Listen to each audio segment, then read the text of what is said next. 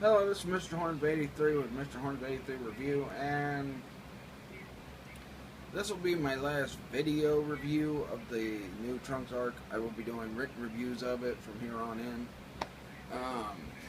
because it might go longer than what I was expecting it to go, so I'll probably do more written reviews of it. I want to review some other things. I mean, I've reviewed, like, already most of the saga, but episode 50, Dragon Ball Super, and this episode was pretty decent. It pretty much picked up where the last episode left off, with Black coming into the past, Goku and him getting ready to fight. We see Goku, take it easy with him before he goes Super Saiyan. Then he goes Super Saiyan, they start duking it out. It was a pretty good fight. Throughout the fight, also Beerus and Whis, which pretty much everybody knew about, starts noticing that he's got a Shiokin or Shiokai ring, which he can use to time travel. So they notice that. And as Goku and Black are fighting, we hear Beerus talk about, this ain't Goku versus evil Goku or something like that. Or this ain't Goku versus Goku, hit that, Black's ki feels weird. Or it might have been strange. He said one of those. But after that, Goku, hits him, but we do see a part where you hear Black say, I can get, the more abuse I take, the stronger I can get. So, and that kind of sounds like the same kind of ability that Hit has. So I don't know how that's going to be. He also did tell Goku before they fought that he was glad that it's an honor for him to fight Goku in that body. So I'll talk more about that later on in the video. But so the fight abruptly ends.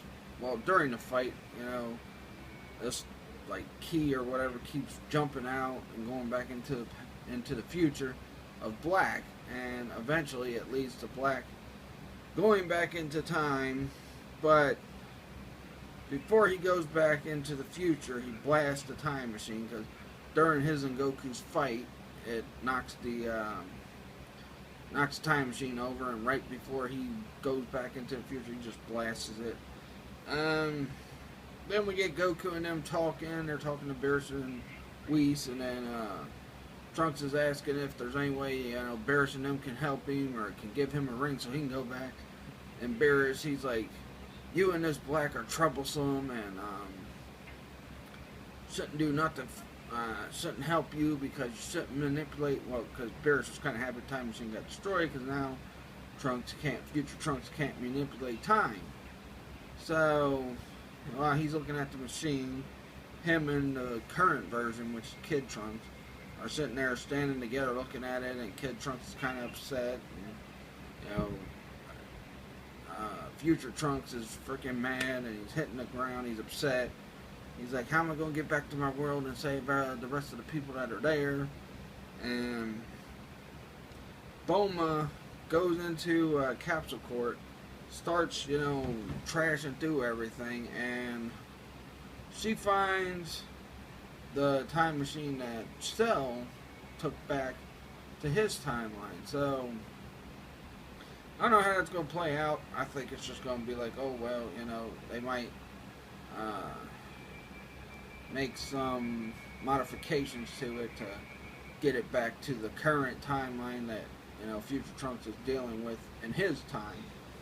So apparently it must work, because in the preview for the next episode, you see he's back in the future fighting Black. So while they're, Vegeta's telling him never to give up, and he's just like, well, what can I do? And then Beerus says something about, you might as well give up, because whenever the chips are down, sometimes it's best to give up. Whereas in a way it was kind of funny, but it was also kind of kind of, uninspiring. But Vegeta says, don't ever give up. And, this is the first time, aside from when he got mad when Cell killed Trunks in Dragon Ball Z, Future Trunks, it's the first time Vegeta's actually kind of been nice to Future Trunks. Because he was still a little bit mean. He was, talking, calling him a coward and that when he came back. So you like a coward, you ran back here from this black guy. And he was a little hard on him, but he wasn't as hard as he was when Future Trunks first came. Because, at first he didn't even know it was his son, and then when he figured out it was his son, he got even harder on him. But, so, Black, as he got back to the future, he's sitting there talking about that was some kind of, I forgot what he said, but he falls down to the ground, and now a lot of people theorizing that the heart virus might have attacked, it might be some evil entity that took over Goku's body, which I've kind of been predicting that for quite a few weeks now, or something went wrong and something like that. But now I'm starting to think maybe it's a clone of Goku and he doesn't realize that's probably why he don't say he's a Saiyan, because maybe he's a clone.